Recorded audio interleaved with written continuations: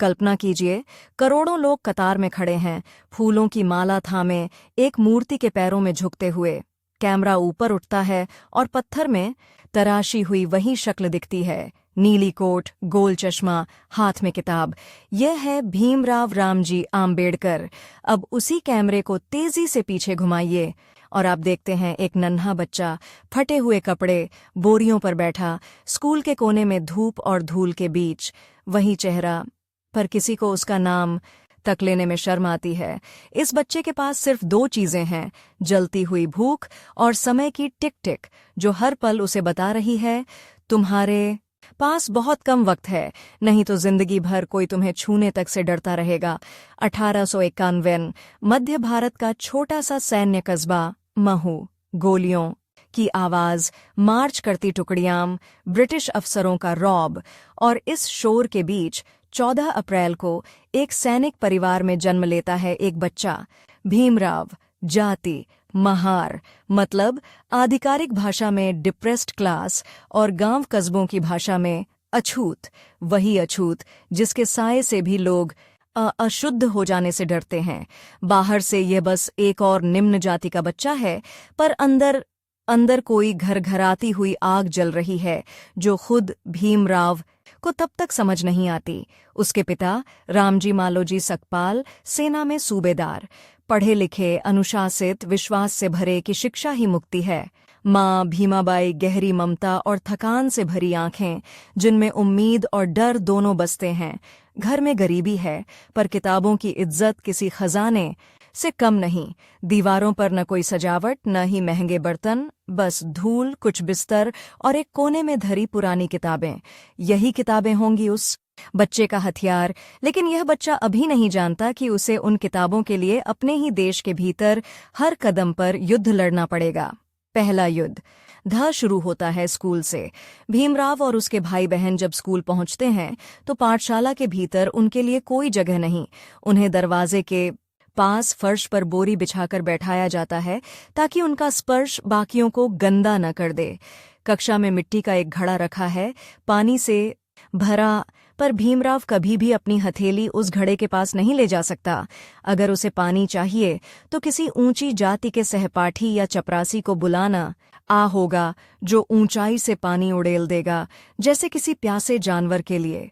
कभी कभी घंटों तक कोई नहीं आता, और तब गर्मी से सूखता हुआ गला उस याद दिलाता है, तुम कौन हो और तुम्हारी औकात क्या है। लेकिन इसका सबसे ज्यादा असर उसके दिमाग पर होता है। हर दिन वह एक आवाज सुनत है, तू यहाँ का नहीं है।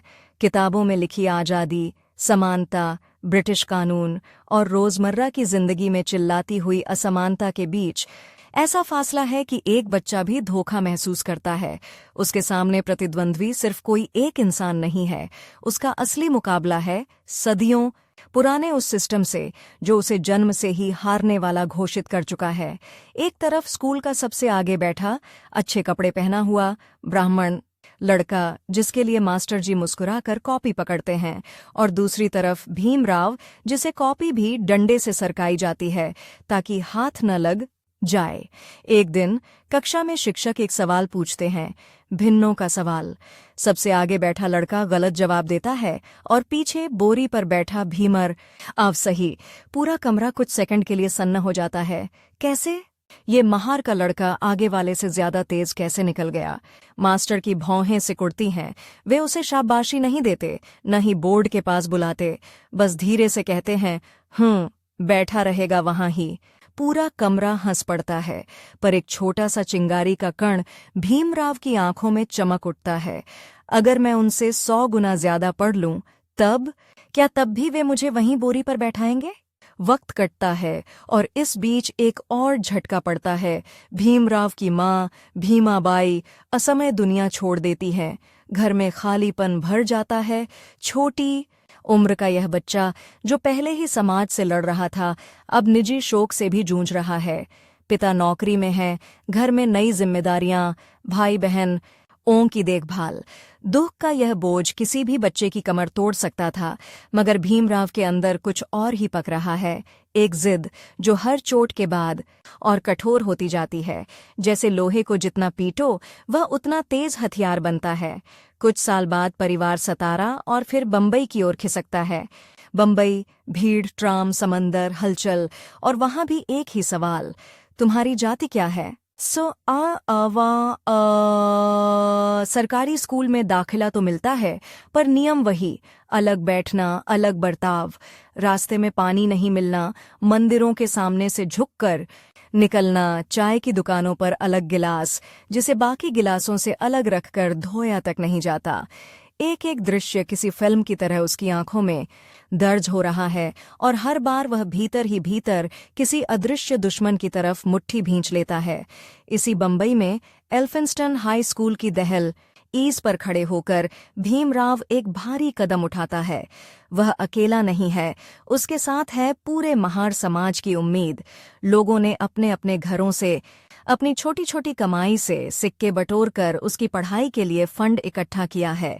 ये सिर्फ उसकी निजी पढ़ाई नहीं, एक सामूहिक दांव है। और यहाँ से शुरू होता है उसका मुकाबला अपने ही उम्र के उन लड़कों से जिनके पास सब कुछ है, कोचिंग, किताबें, परिवार की मदद और सबसे बड़ी बात, जाति का संरक्षण।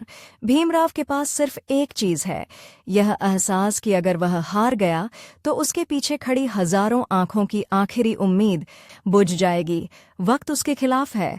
हर साल फीस जमा करने की तारीख, हर परीक्षा की डेडलाइन, हर बार ये डर कि कहीं पैसे न रुक जाएं, कहीं को अफसर यह कहकर स्कॉलरशिप न रोक दे कि नीची जाति वाले बच्चे को इतना पढ़कर क्या करना है। उसका हर दिन एक तरह का काउंटडाउन बन जाता है।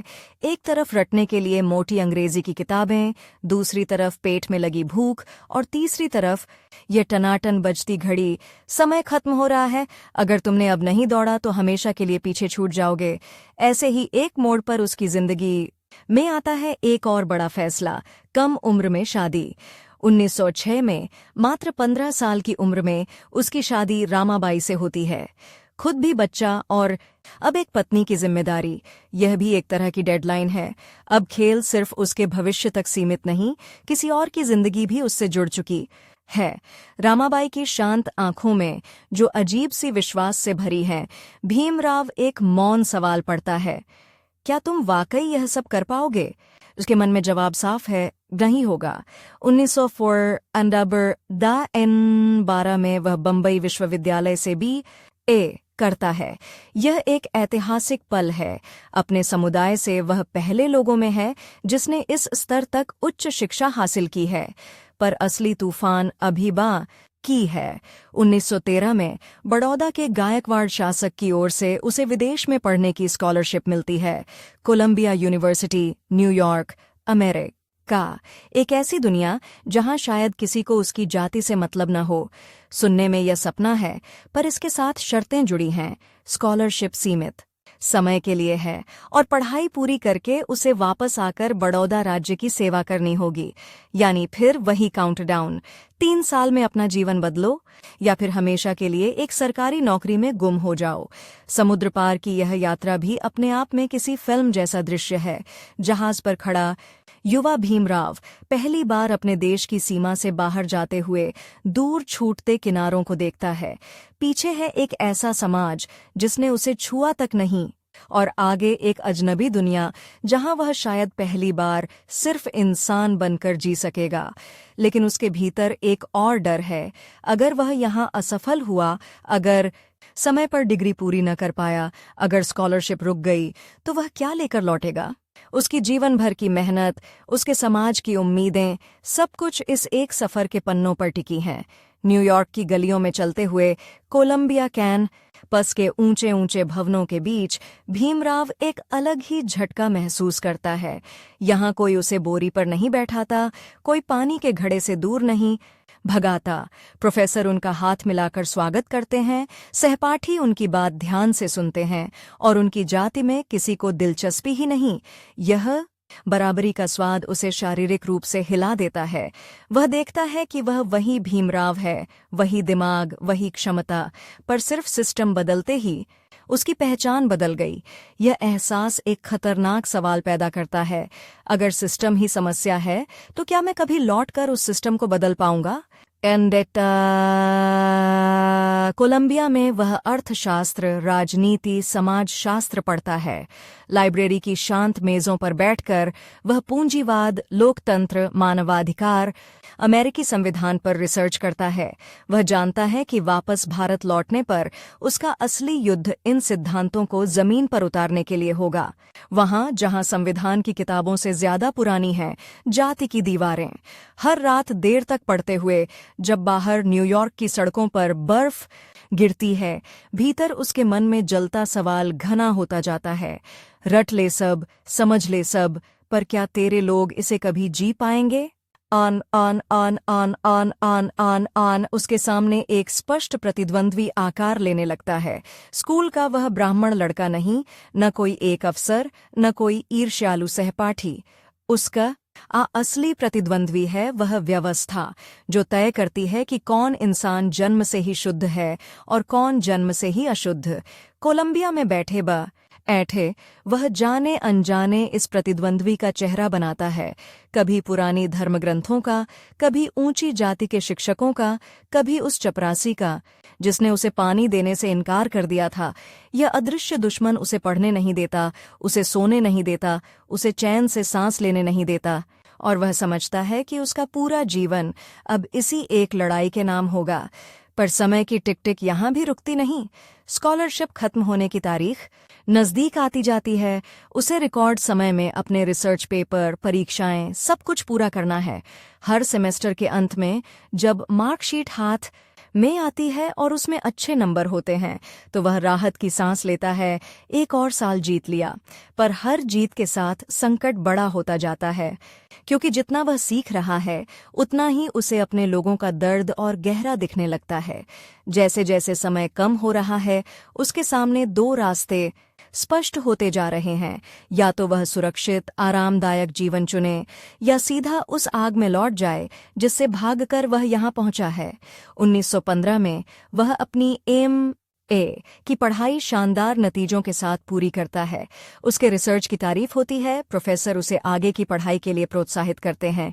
कुछ लोग सुझाव देते हैं, अमेरिका में ही रह जाओ, यहाँ तुम्हें कोई अछूत नहीं कहेगा। यह प्रस्ताव एक मीठा जहर है। अगर वह मान जाए तो शायद व्यक्तिगत स्तर पर उसे कभी भेदभाव न झेलना पड़े। वह प्रोफेसर बन सकता है, लेखक बन सकता है, सुरक्षित रह सकता है। पर हर बार जब वह इस संभावना पर सोचता है, उसे बंबई की तपती सड़कें, स्कूल का घड़ा, बोरी पर बैठा छोटा सा बच्चा याद आ जाता है। वह बच्चा जो अब किसी एक व्यक्ति का नहीं, पूरे देश के लाखों बच्चों का प्रतीक है। इसी उधेड़बुन के बीच उसका समय फिर से सीमित हो जाता है। कोलंबिया के बाद उस लंदन स्कूल ऑफ इकोनॉमिक्स में आगे की पढ़ाई का अवसर मिलता है, लेकिन स्कॉलरशिप की राशि, परिवार की आर्थिक स्थिति और बड़ौदा राज्य से जुड़ी शर्तें सब मिलकर एक नई डेडलाइन बनाती हैं। उसे पढ़ाई भी करनी है और सीमित समय और पैसों में खुद को संभालना भी है। जैसे ही वह लंदन पहुंचता है, किताबों की दुनिया और उसके सिर पर मंडराती आर्थिक तलवारें दोनों साथ साथ दिखने लगती हैं। दिन में क्लास, रात में लाइब्रेरी, और हर वीकेंड यह हिसाब लगाना कि पैसे कब खत्म हो जाएंगे। फिर आता है पहला बड़ा झटका, पैसों की किल्लत। मजबूरी में वह बीच की पढ़ाई अधूरी छोड़कर भारत लौटने को मजबूर हो जाता है। यह एक दर्दनाक मोड़ है। वह जिसने सोचा था कि अपने प्रतिद्वंद्वी को मात देने के लिए वह सबसे तेज तलवार बनेगा, अब खुद को आधा गड़ा हुआ पाता है। जहाज पर लौटते समय उसके मन में एक अजीब सी हताशा है, पर साथ ही एक खतरनाक संकल्प आपी भी, मैं वापस आऊंगा इस अधूरी कहानी को पूरा करने, और जब लौटूंगा तो सिर्फ अपने लिए नहीं, अपने लोगों के लिए लड़ूंगा। भारत लौटकर बड़ौदा राज्य की नौकरी शुरू होती है। कागज पर वह एक उच्च शिक्षित अधिकारी है, विदेशी डिग्री वाला, राजा की स्कॉलरशिप का विद्वान। पर जैसे ही वह सरकारी दफ्तर में कदम रखता है, हवा का तापमान बदल जाता है। वही पुराना सवाल, जाति क्या है? दफ्तर में उसके लिए कोई क्वार्टर ठीक से नहीं मिलता, सराय में उसे जगह नहीं दी जाती, क्योंकि कोई भी अछूत को अपने कमरे में रखने को तैयार नहीं। रातें स्टेशन पर, खुली जगहों में, अस्थायी शरणगाहों में गुजरती हैं। दिन में वह कागजों पर फाइलें निपटाता है और रात में इस हकीकत से जूझता है कि विदेश की डिग्रियां भी यहाँ की जाति दीवारों के सामने बौनी हैं। एक रात जब वह थककर किसी पारसी सराय में ठहरता है और असली पहचान छुपाता है, तब सच सामने आते ही उसे शर्मिंदा करके निकाल दिया जाता है। यह क्षण किसी तमाचे से कम नहीं। जिसने कोलंबिया और लंदन की ऊंची ऊंची इमारतों में सम्मान पाया, वह अपने ही देश में ठहरने की जगह का मोहताज है। वही सिस्टम, वही प्रतिद्वंद्वी अब और स्पष्ट हो चुका है। यह सिर्फ एक सामाजिक व्यवस्था नहीं, यह उसकी हर सांस पर कब्जा करने वाली ताकत है। और यहीं इस अपमान के अंधेरे में एक नया फैसला आकार लेता है।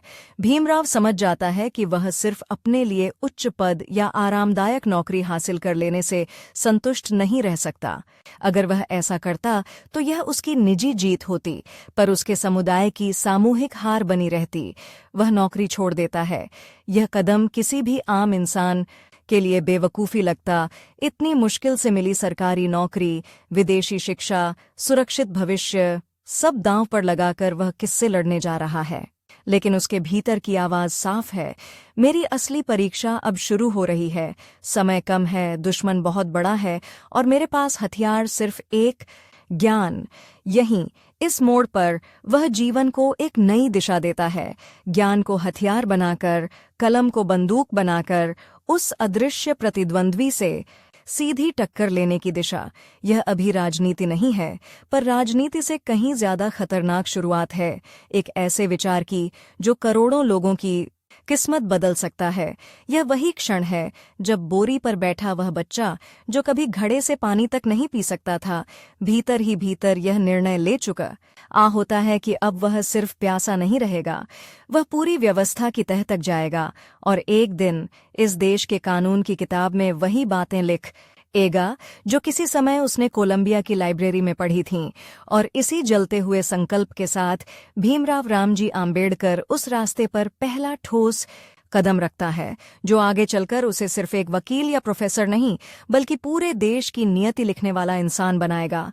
लेकिन अभी इस पल में उसे यह नहीं पता कि उसके सामने कितनी तीखी सियासी लड़ाइयाँ, कितने दुश्मन, कितने प्रतिस्पर्धी खड़े हैं, और यह कि समय उसके लिए अब पहले से कहीं ज्यादा तेजी से भागने वाला है।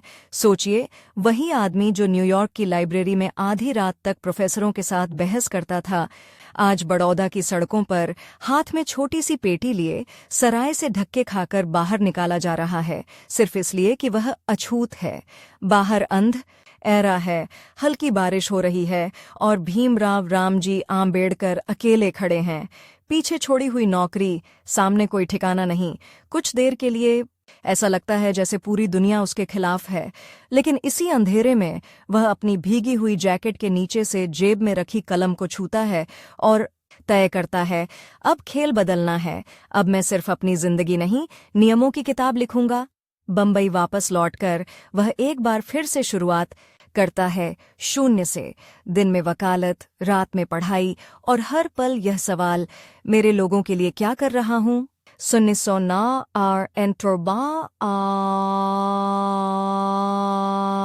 में उसे सिडेनहैम कॉलेज में राजनीतिक अर्थशास्त्र पढ़ाने की नौकरी मिलती है। क्लासरूम भरे रहते हैं क्योंकि यह प्रोफेसर सिर्फ किताबें नहीं पढ़ाता, इतिहास की नस पकड़कर खींच देता है। वह छात्रों से पूछता है, अगर कानून सबके लिए बराबर है तो गांव में कुआं सबका क्यों नहीं।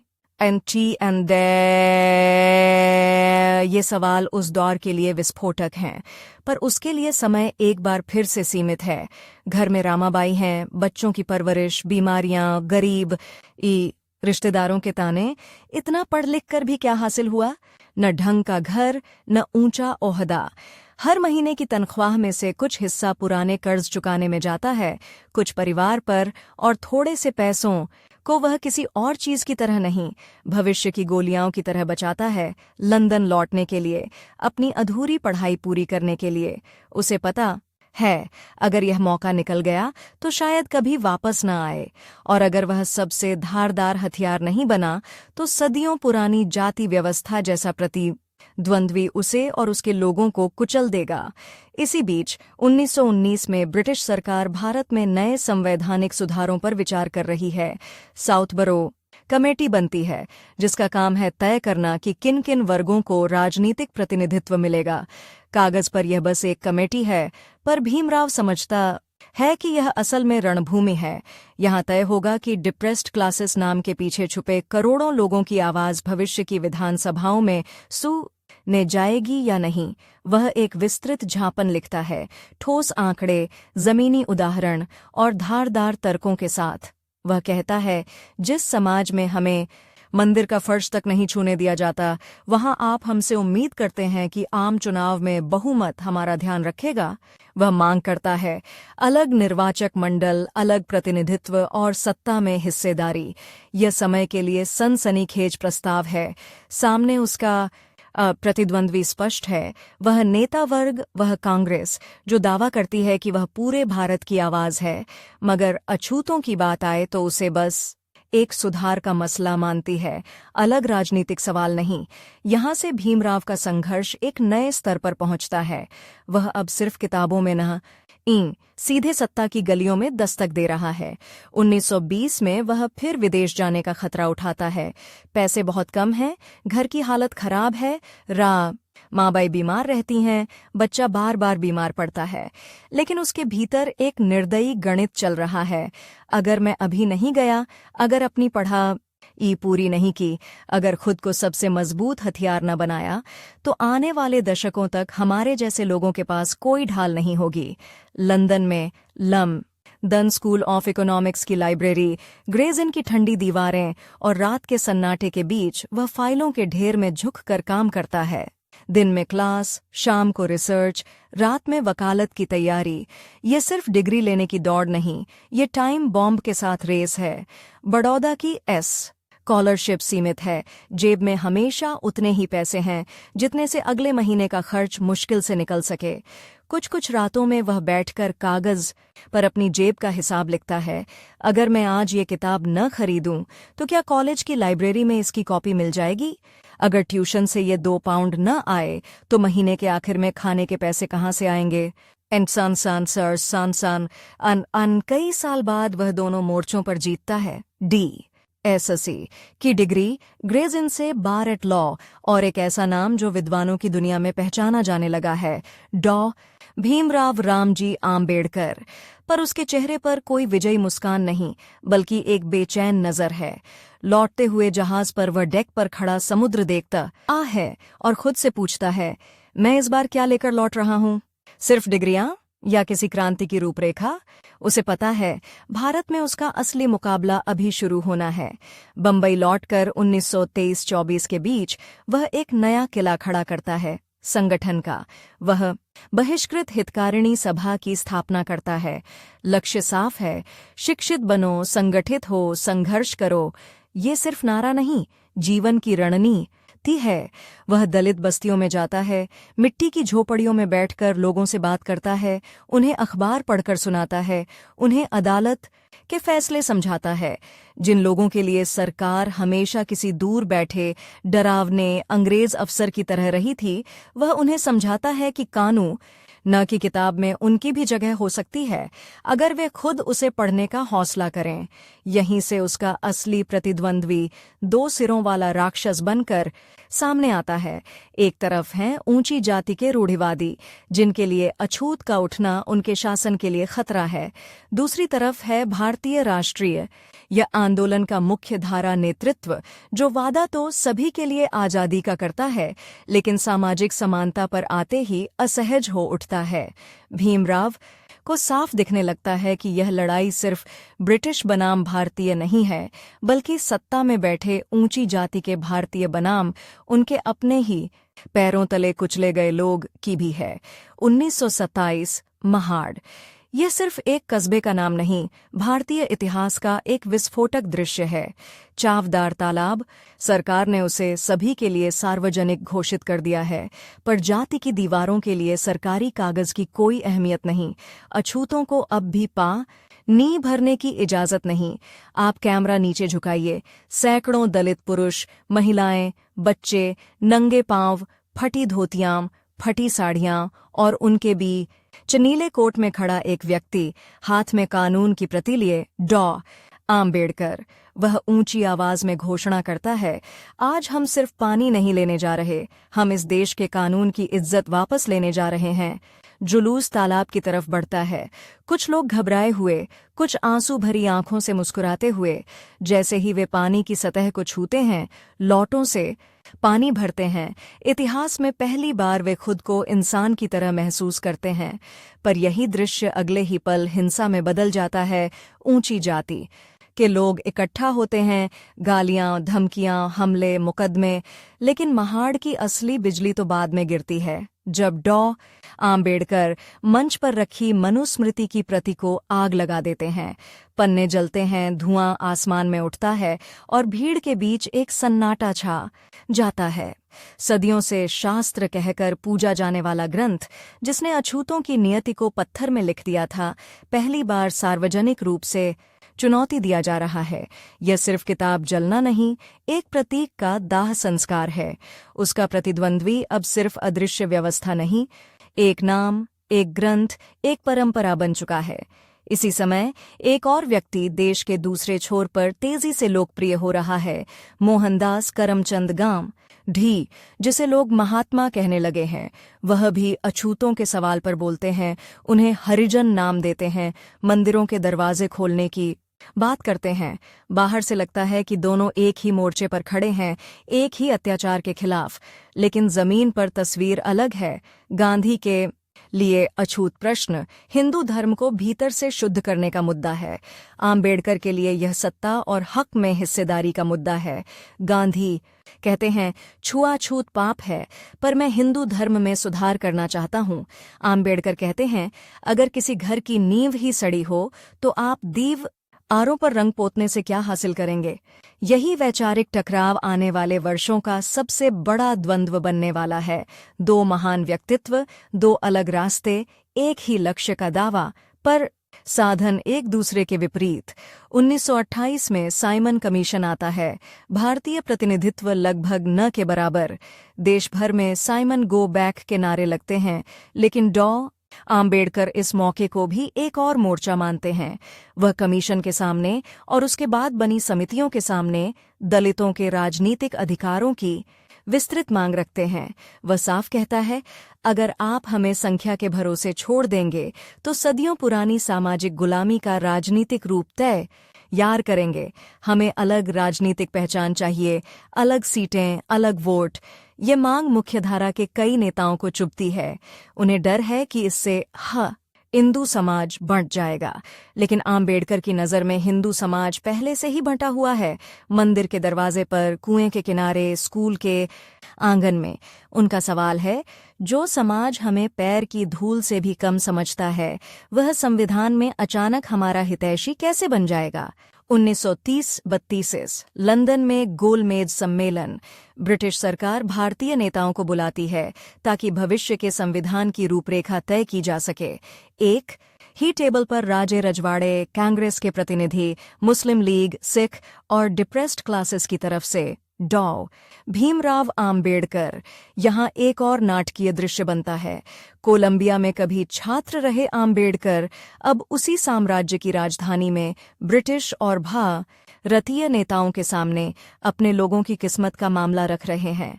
वह दस्तावेज खोलकर बैठते हैं और ठोस आवाज में कहते हैं, हम इस देश के अस्पृश्य नहीं, इसके मूल निवासी हैं। हमें दया नहीं, हक चाहिए। वह मांग करते हैं, अलग निर्वाचक मंडल, आरक्षित सीटें और ऐसी संवैधानिक सुरक्षा कि किसी बहुमत की मनमानी हमारे अस्तित्व को कुचल न सके। उसी टेबल पर बाद के चरणों में गांधी भी बैठेंगे। दुनिया उन्हें महात्मा कहती है, ब्रिटिश प्रेस उन्हें मोरल फोर्स कहती है।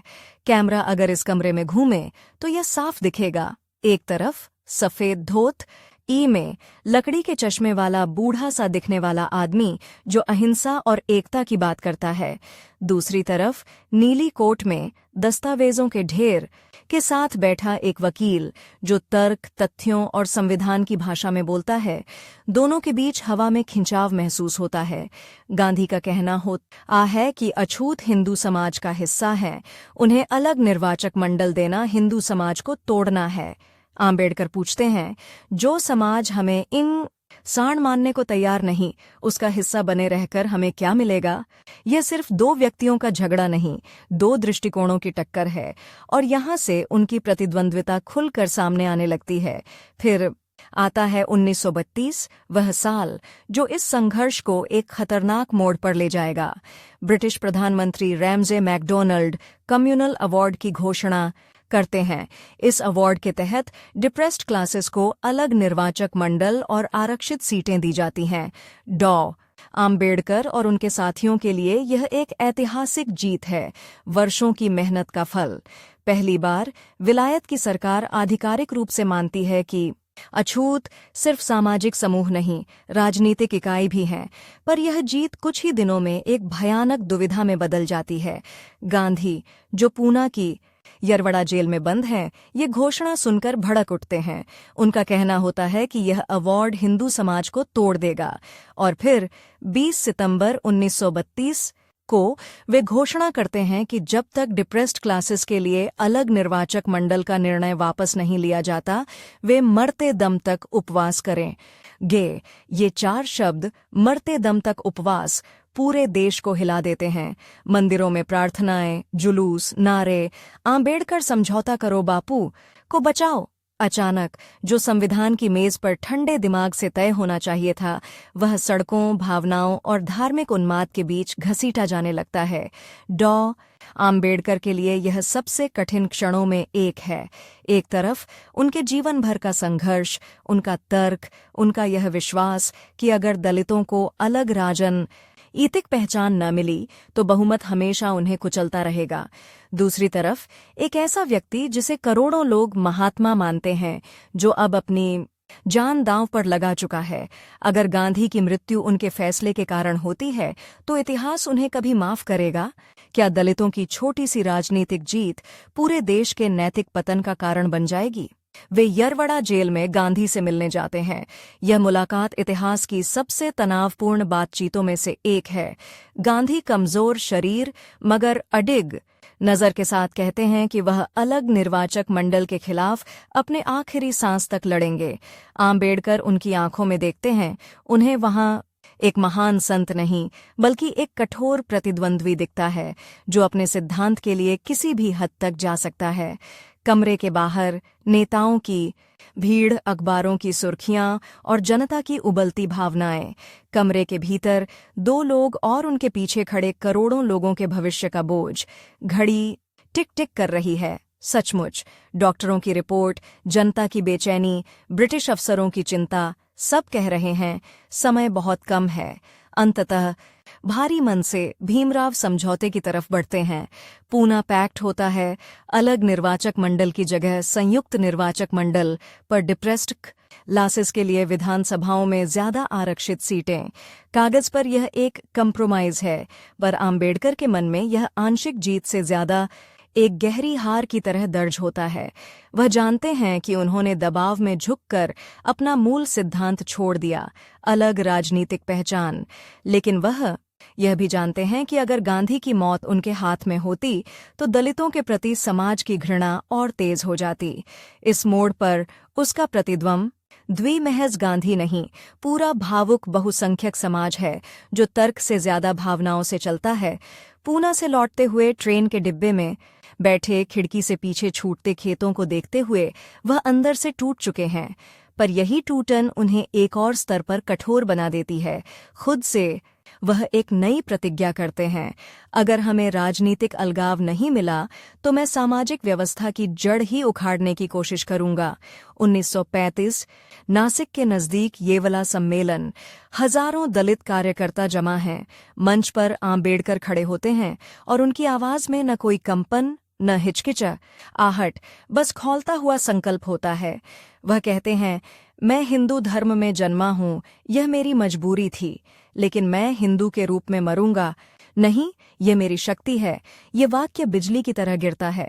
भीड़ कुछ सेकंड के लिए सन्न रहती है, फिर नारों का सैलाब उठता है। ये सिर्फ धर्म बदलने की घोषणा नहीं, पूरे जाति आधारित सिस्टम को खुला चैलेंज है। वह साफ संकेत देते हैं, अगर हिंदू समाज हमें इंसान नहीं मानता तो हम उस समाज से बाहर निकल जाएंगे।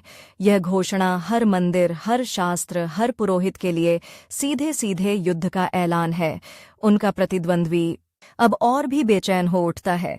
ऊंची जाति के सुधारवादी, रूढ़िवादी, कांग्रेस के नेता, सबको यह घोषणा खटकती है। 1936 में जाट पाट तोड़क मम डल नाम की एक संस्था उन्हें भाषण देने के लिए बुलाती है। उन्हें लगा था कि यह संस्था जाति व्यवस्था के खिलाफ ईमानदार है। आम्बेडकर जात ई का उन्मूलन शीर्षक से एक भाषण लिखते हैं, लेकिन जब उसका मसौदा आयोजकों के हाथ लगता है, वे पीछे हट जाते हैं। उन्हें डर लगता है कि यह भाषण हिंदू धर्म के शास्त्रीय आधार पर सीधा हमला है, जिससे दानदाता नाराज हो जाएंगे। वे उनसे कहते हैं, कुछ पंक्तियां बदल दीजिए, धर्म ग्रंथों पर हमला थोड़ा कम कर दीजिए। आम्बेडकर इनकार कर देते हैं। कार्यक्रम रद्द हो जाता है, लेकिन वह हार नहीं मानते। वही भाषण एक किताब के रूप में छपता है, जाति का उन्मूलन। आज जिसे लोग उनके सबसे तेज धार वाले लेखन में गिनते हैं, इस किताब में वह खुलकर कहते हैं, जो धर्म इंसान की बराबरी नहीं सिखा सकता, वह इंसान के लिए नहीं, पुजारियों के लिए बनाया गया है। दूसरी तरफ गांधी हरिजन नाम से अपना अखबार निकालते हैं और आम्बेडकर के तर्कों का जवाब देते हैं। सार्वजनिक बहसें होती हैं, दोनों एक दूसरे की बातों को गलत मानते हैं। इन दोनों जानते हैं कि वे एक दूसरे को नजरअंदाज नहीं कर सकते। हर नए लेख, हर इंटरव्यू में यह प्रतिद्वंद्विता और पैनी होती जाती है। इसी बीच समय की घड़ी एक और दिशा में तेजी से घूम रही है। दुनिया में दूसरी विश्व युद्ध की आंधी उठ चुकी है। भारत में स्वतंत्रता की मां बदलती हुई ताकतों के साथ उभर रही है। ब्रिटिश सरकार को अब यह समझौता करना ही होगा कि भारतीयों को सत्ता में हिस्सेदारी दी जाए, नहीं तो साम्राज्य हाथ से निकल जाएगा। 1942 में जब देश में भारत छोड़ो आंदोलन की लहर उठती है और कांग्रेस के कई नेता जेल में डाल दिए जाते हैं, ब्रिटिश सरकार आम्बेडकर को वायसराय की कार्यकारी परिषद में श्रम सदस्य के रूप में शामिल करती है, यानी युद्धकालीन केंद्रीय मंत्री जैसा पद। बोरी पर बैठने वाला वह बच्चा जो स्कूल में घड़े से पानी तक न पी सका, अब पूरे भारत के मजदूर वर्ग का प्रतिनिधि बनकर वायसराय की परिषद में बैठ रहा है। यह सत्ता में प्रवेश का पहला ठोस कदम है, लेकिन यह भी आसान नहीं। एक तरफ कांग्रेस समर्थक उन्हें सरकारी आदमी कहकर कोसते हैं, दूसरी तरफ वे इस जगह का इस्तेमाल मजदूरों, खदानों में काम करने वालों, फैक्ट्री वर्करों के लिए कानून बनाने में करते हैं।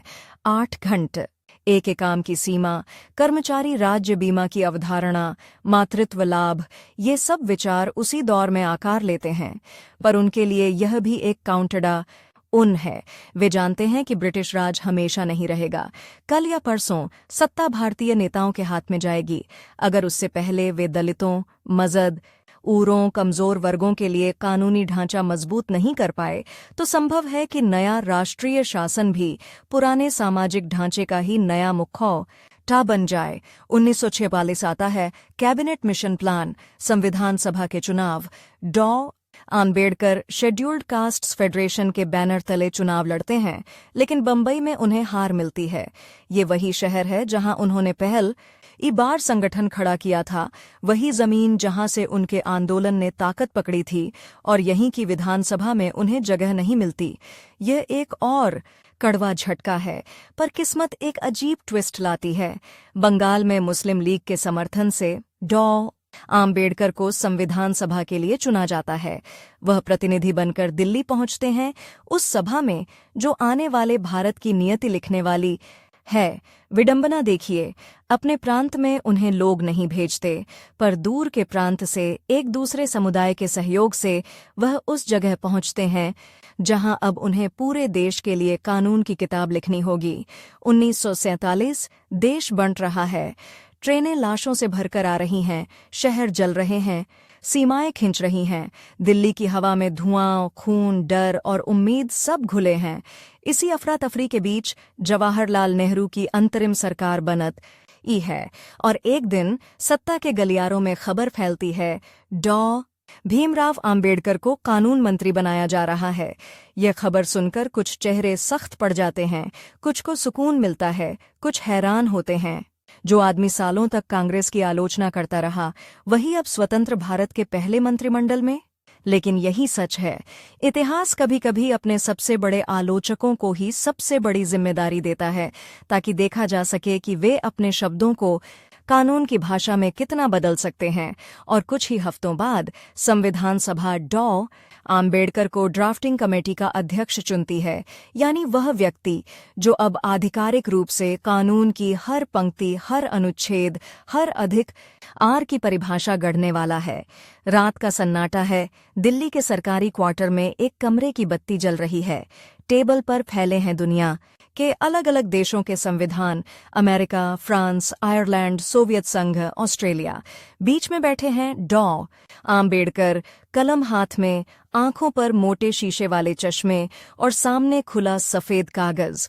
घड़ी दीवार पर टिक टिक कर रही है। उन्हें पता है उनका पास बहुत कम समय है। देश बिखरा हुआ है, करोड़ों शरणार्थी सड़कों पर हैं। राजनीतिक अस्थिरता किसी भी क्षण चीजों को उलट सकती है।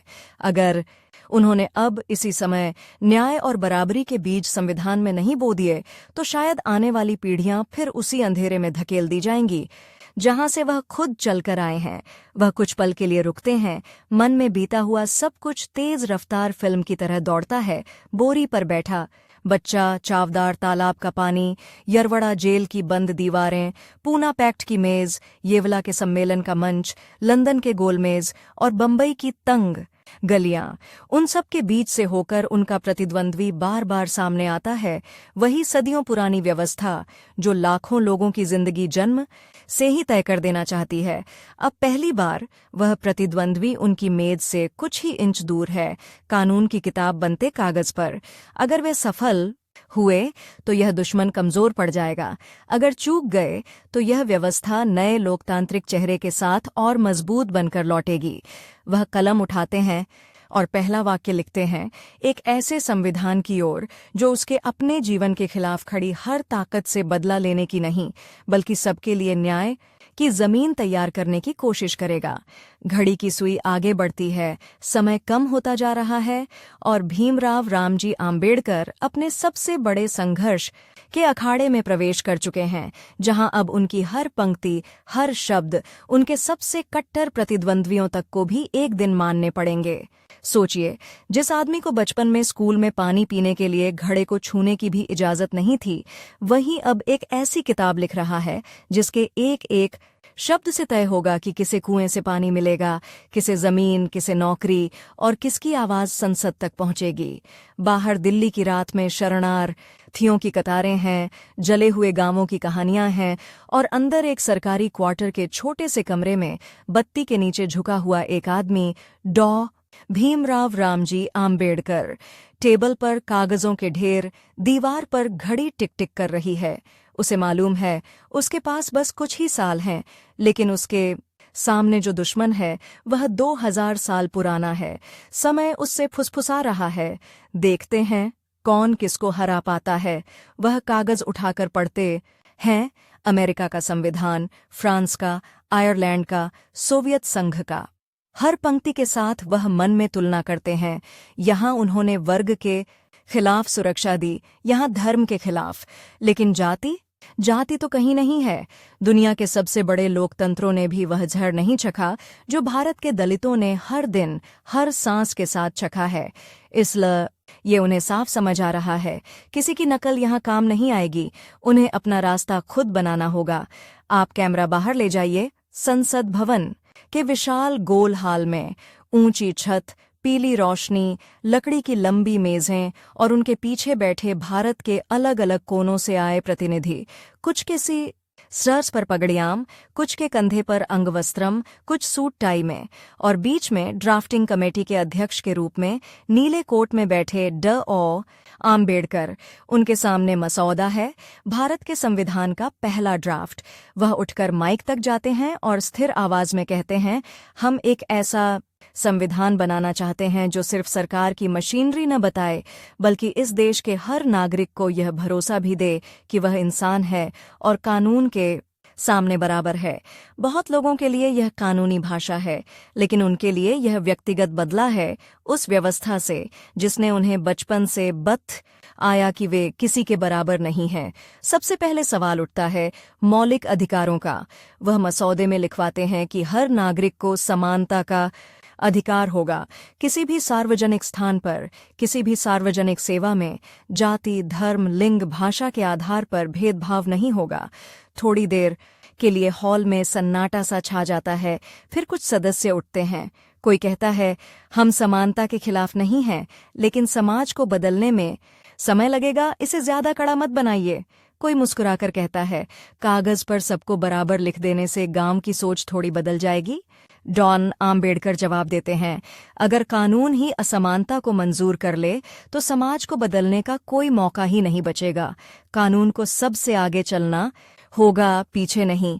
उनकी आवाज में वह लड़का बोल रहा है जो स्कूल में एक कोने में बोरी पर बैठता था और जिसे कई बार पीने के लिए पानी तक नहीं मिला। वह चाहता है कि भारतीय संविधान किसी भी बच्चे को यह अनुभव दोबारा न करने दे। कम से कम सिद्धांत में सबसे विस्फोटक बहस आती है अस्पृश्यता पर। वह ड्राफ्ट में एक लेख डालते हैं, अस्पृश्यता का अंत और उसका किसी भी रूप में अभ्यास अपराध होगा। इसे पढ़ते ही कई चेहरों पर बेचैनी दौड़ जाती है। कुछ सदस्य घुमा फिराकर सवाल करते हैं, क्या आप धर्म के नाम पर चली आ रही प्रथाओं को अपराध घोषित कर रहे हैं? कोई कहता है, गांवों में लोग सदियों से ऐसे ही रहते आए हैं, आप रातों रात सब कुछ बदल देना चाहते हैं? आम्बेडकर के लिए यह सवाल सिर्फ सैद्धांतिक नहीं है। उनके मन में एक के बाद एक तस्वीरें उभरती हैं। गांवों में दलितों को अलग बैठकर खाने पर मजबूर करना, मंदिर से बाहर खड़ा रखकर अंदर की आरती की आवाज सुनने तक न देना, कुएं से पानी लेने आए एक आदमी के हाथ से लौटा छीन, नक्कड़ जमीन पर पटक देना सिर्फ इसलिए कि उसने ऊपर वाले के लिए बना घड़ा छू लिया। वह माइक पर झुककर बहुत साफ पर कटु आवाज में कहते हैं, अस्पृश्यता धर्म नहीं, अपराध है और इस देश के संविधान को यह साफ साफ कहना होगा। अगर हम इसे छोड़ देंगे तो हम खुद अपने ही लोगों के खिलाफ लिखी गई सज़ा की किताब को स्वीकार कर लेंगे। हॉल में ताली भी बजती है और भीतर ही भीतर दांत भी किटकिटाते हैं। बाहर अखबार ओम में अगले दिन सुर्खियां बनती हैं, आम्बेडकर ने अस्पृश्यता को अपराध घोषित करने की मांग की। क्या संविधान सामाजिक क्रांति लाएगा? ऊंची जाति के कई नेता जो खुद को उदारवादी समझते हैं, निजी बातचीत में कहते हैं, अस्पृश्यता तो गलत है, लेकिन आम्बेडकर तो सब कुछ उलट पुलट कर देना चाहते हैं। इसी बीच एक और मैदान में मुकाबला चल रहा है, आरक्षण और प्रतिनिधित्व का। डिप्रेस्ड क्लासेस के लिए अलग वाचक मंडल तो पूना पैक्ट में उन्होंने छोड़ दिया था, लेकिन आरक्षित सीटों और सरकारी नौकरियों में प्रतिनिधित्व की लड़ाई अभी बाकी थी। संविधान सभा की उपसमितियों में छोटे छोटे कमरों में वह बार बार वही तर्क वापस लाते हैं जो सालों पहले गोलमेज सम्मेलन में रख चुके थे। जिस समाज ने हमें शिक्षा, जमीन, रोजगार सबसे दूर रखा, आप कहते हैं कि अब एक साथ दौड़ लगाओ और देखो कौन आगे निकलता है। यह बराबरी नहीं, मजाक है। कुछ सदस्य कहते हैं, आरक्षण से योग्यता का स्तर गिर जाएगा। आम्बेडकर बेहद शांत चेहरे के साथ पूछते हैं, जब हजारों साल तक नौकरियों और पदों पर सिर्फ एक ही तरह की जाति के लोगों का एकाधिकार रहा, तब किसी ने योग्यता का सवाल क्यों नहीं उठाया? सवाल कमरे में उछलकर दीवारों से टकराते हैं। कई लोग असहज होकर कुर्सी पर करवट बदलते हैं। उसी समय शहर के दूसरे कोने में किसी झुग्गी में एक दलित बच्चा अपनी माँ से पूछ रहा है, अम्मा, दिल्ली में जो बाबा साहब हैं, क्या उनके लिखे से मुझे स्कूल में सीट मिलेगी? माँ के पास इस सवाल का कोई कानूनी जवाब नहीं, लेकिन वह फिर भी कहती है, हाँ बेटा, वह तेरे लिए ही लड़ रहा है। कमरे की धूल भरी हवा में बंद टीन की छत के नीचे समय जैसे थोड़ी देर के लिए रुक जाता है। क्या सचमुच एक आदमी की कलम उन लाखों बच्चों तक रास्ता बना पाएगी? काम आसान नहीं है। ड्राफ्टिंग कमेटी की बैठकें चलती हैं, लंबी लंबी बहसें, सैकड़ों संशोधन, नई नई मांगें। कोई कहता है केंद्र शक्तिशाली हो, कोई कहता है राज्यों को ज्यादा अधिकार दो, कोई अपनी भाषा की चिंता करता है, कोई अपनी संस्कृति की। इन सब के बीच डॉ. आम्बेडकर को दो काम एक साथ करने हैं। एक ऐसी राजनीतिक मशीनरी बनानी है जिसमें सत्ता का संतुलन गड़बड़ाए नहीं, और उसी मशीनरी में ऐसे फ्यूज लगाने हैं कि जाति के नाम पर शोषण बिजली की तरह लोगों को जला न सके। रात को जब वह घर लौटते हैं तो अक्सर उनकी टेबल पर डॉक्टर की रिपोर्ट रखी होती है। ब्लड प्रेशर बढ़ा हुआ, शुगर का स्तर खराब, नींद की कमी। डॉक्टर कहते हैं आपका शरीर इतना दबाव और देर तक नहीं संभाल सकता, काम कम कीजिए, आराम कीजिए, वरना वह शब्द है जो हवा में लटकता रहता है। वह मुस्कुराकर रिपोर्ट को फाइल के नीचे रखता हैं और ऊपर से संविधान के कागज रख देते हैं। उनके लिए यह गणित साफ है, या तो वह अपनी सेहत बचाएंगे या अपने लोगों का भविष्य। दोनों शायद साथ नहीं चल सकते। समय लगातार उन पर हमला कर रहा है। बाहर देश में सांप्रदायिक दंगे, शरणार्थियों के कारवां, टूटी हुई रेल की पटरियां, ओं पर पड़े शव, थके हुए सैनिक, बंट चुके घर, रोती हुई औरतें। अंदर संविधान सभा पर दबाव, देश जल रहा है और आप लोग अभी शब्दों पर ही अटके बैठे हैं। फिर भी वे जानते हैं अगर जल्दबाजी में कोई कमजोर संविधान बन गया तो आने वाली पीढ़ियों को हर दशक में नए जख्म झेलने होंगे। उन्हें इस तनी हुई रस्सी पर चलना है, न बहुत तेज न बहुत धीमा। 1939 की एक सुबह जब मसौदे के आखिरी रूप पर बहस चल रही है, वह खड़े होकर वह भाषण देते हैं जिसे बाद में लोग उनकी सबसे ऐतिहासिक चेतावनी कहेंगे। वह कहते हैं 26 जनवरी 1950 को हम राजनीतिक लोकतंत्र हासिल कर लेंगे, लेकिन अगर हमने सामाजिक और आर्थिक लोकतंत्र का निर्माण नहीं किया तो यह राजनीतिक लोकतंत्र कभी स्थायी नहीं रहेगा। फिर वह पंक्तियां कहते हैं जो सीधे उनके प्रतिद्वंद्वी के दिल में तीर की तरह चुभती हैं। हीरो पूजा राजनीतिक जीवन के लिए जहरीली है। किसी भी व्यक्ति को इतना बड़ा मत बनने दीजिए कि देश उसकी आलोचना करने से डरने लगे। यह वाक्य उस समय के माहौल में जहां महात्मा की छवि लगभग धार्मिक ऊंचाई पर है और जहां नए नेताओं के चारों ओर भी अंधभक्तों की भीड़ बनने लगी है, बेतहाशा साहसी है। कुछ चेहरे सख्त पड़ जाते हैं। कई लोग भीतर ही भीतर समझते हैं कि आम्बेडकर यहाँ सिर्फ किसी एक व्यक्ति की नहीं, पूरी उस मानसिकता की आलोचना कर रहे हैं जो भारत के लोकतंत्र को कल को फिर से किसी अवतार की दहलीज पर घुटनों के बल ले जा सकती है। 26 नवंबर 1939 को संविधान सभा अंतिम रूप से संविधान को स्वीकार करती है। हॉल में तालियां गूंजती हैं, कई सदस्य एक दूसरे को बधाई देते हैं। नेहरू, पटेल, राजेंद्र प्रसाद, मौलाना आजाद, सभी के चेहरों पर थकान के बीच संतोष की एक परत है। डॉ. आम्बेडकर की तरफ भी लोग बढ़ते हैं, उन्हें आधुनिक मनु कहकर संबोधित करने की कोशिश करते हैं। यह व्यंग्य भी है, प्रशंसा भी, और अनजाने में एक कटाक्ष भी। वह आदमी जिसने मनुस्मृति की प्रति को जलाया था अब उस किताब का निर्माता कहला रहा है जो मनुस्मृति को चुनौती देने के लिए बनी है। वह अंदर से यह नौकरी पूरी होने की राहत महसूस करते हैं, लेकिन उनमें विजेता का हल्का सा भी इतराना नहीं है। उन्हें पता है असली युद्ध तो अब शुरू होगा। संविधान की किताब को जमीन पर उतारने का युद्ध। लिख देना आसान था, लागू कराना मुश्किल होगा। 1950 आते वे स्वतंत्र भारत के पहले कानून मंत्री के रूप में एक नई भूमिका में प्रवेश करते हैं। अब उनका काम सिर्फ संविधान लिखना नहीं, उस पर आधारित कानून बनाना है।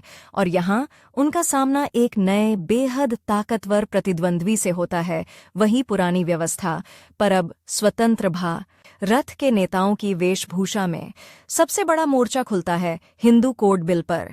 यह बिल सिर्फ कानूनी दस्तावेज नहीं, हिंदू समाज के भीतर शादी, तलाक, गोद लेने, उत्तराधिकार, स्त्री के हक जैसे मुद्दों को नए सिरे से गढ़ने की कोशिश है। डॉ. आम्बेडकर का सपना है कि कम से कम हिंदू कानूनों में तो स्त्री और पुरुष को बराबर का दर्जा मिले। वे चाहते हैं कि बेटी भी पिता की संपत्ति में उतनी ही हकदार हो जितना बेटा, कि पति पत्नी दोनों को शादी तोड़ने का बराबर अधिकार हो, कि विधवा को मनुष्य समझा जाए, बोझ नहीं। कैमर असंसद की तरफ घूमता है। लंबे हॉल में जब हिंदू कोड बिल पर प्रारंभिक बहस शुरू होती है तो अचानक देश भर के रूढ़िवादी ताकतें जाग जाती हैं। अखबारों में लेख, यह बिल हिंदू समाज की नींव हिला देगा, पारिवारिक व्यवस्था पर हमला, स्त्रियों को ज्यादा छूट देने का खतरा। मंदिरों में विशेष पूजा, जुलूसों में नारे, पंडितों के बयान, धर्मशास्त्रों के खिलाफ कानून नहीं चल सकता। संसद के बाहर नारे लगते हैं, आम्बेडकर मुर्दाबाद, हिंदू धर्म बचाओ। वही आदमी जिसे 1939 तक संविधान का निर्माणकर्ता कहकर सम्मान दिया जा रहा था, अब धर्म विरोधी करार दिया जा रहा है। ये वही ट्विस्ट है जो भारतीय राजनीति बार बार दोहराती है। जब तक आप प्रतीकात्मक बराबरी की बात करें, तब तक आप राष्ट्र निर्माता। जैसे ही आप बराबरी को घर की चारदीवारी के अंदर, जमीन के कागजों में, शादी के रिश्तों में, विरासत में लागू करना चाहें, आप संस्कृति के दुश्मन बन जाते हैं। संसद के अंदर भी विरोध कम नहीं। कई सदस्य जो सार्वजनिक मंचों पर प्रगतिशील भाषण देते हैं, बंद दरव आजों के पीछे कहते हैं, ये बहुत आगे की चीज है, समाज इसे स्वीकार नहीं करेगा। कुछ खुलकर कहते हैं, हिंदू समाज तैयार नहीं है, इसे टाल दीजिए, बांट दीजिए, हल्का कर दीजिए। जवाहरलाल नेहरू, जो व्यक्तिगत रूप से इस सुधार के पक्ष में हैं, राजनीतिक दबावों के बीच फंस जाते हैं। उनकी पार्टी के कई सदस्य, उनके अपने कैबिनेट के सहयोगी उन्हें चेतावनी देते हैं कि अगर हिंदू कोड बिल जोर से आगे बढ़ा तो चुनाव में भारी नुकसान हो सकता है। नेहरू समय मांगते हैं, अभी माहौल ठीक नहीं, धीरे धीरे करेंगे। आम्बेडकर को महसूस होने लगता है कि वही ताकत जिसके साथ मिलकर उन्होंने संविधान बनाया था, अब उनके सबसे बड़े सपने, सामाजिक कानून की बड़ी आस के रास्ते में खड़ी है।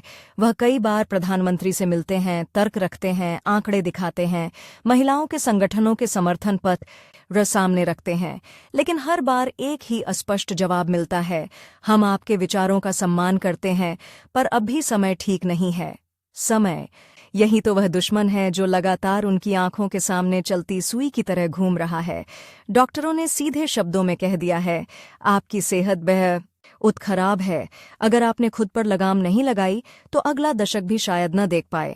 वह रात को जब दवाई खाकर बिस्तर पर लेटते हैं तो दिल की धड़कन कानों में हथौड़े की तरह बजती है, लेकिन दिमाग में एक ही हिसाब चलता है, अगर मैंने अभी हिंदू कोड बिल न पास कराया तो शायद कभी नहीं होगा, और अगर हिंदू समाज के भीतर बराबरी की आग नहीं जली तो जाति की जड़ें संविधान के बावजूद जिंदा रहेंगी। उधर देश में संविधान लागू हुए कुछ ही साल हुए हैं, लेकिन जमीन पर तस्वीर उतनी नहीं बदली जितनी लोगों ने सपने में देखी थी। कहीं दलित दूल्हे को घोड़ी पर बैठन पर गांव वाले पीट देते हैं, कहीं मंदिर में प्रवेश की कोशिश पर पूरा गांव बहिष्कार कर देता है, कहीं स्कूल के बच्चों को आज भी आगे की पंक्ति में बैठने नहीं दिया जाता। अखबारों में छोटे छोटे कॉलम में ये खबरें छपती हैं, अछूत युवक की हत्या, कुआं इस्तेमाल करने पर दलित परिवार गांव छोड़ने को मजबूर। हर ऐसी खबर आम्बेडकर के लिए व्यक्तिगत अपमान की तरह होती है, मानो संविधान की किताब के पन्नों को कोई उनके सामने फाड़ रहा हो। वह समझते हैं कि कानून न अकेला काफी नहीं, समाज की सोच को झकझोरने के लिए उन्हें और आगे जाना होगा।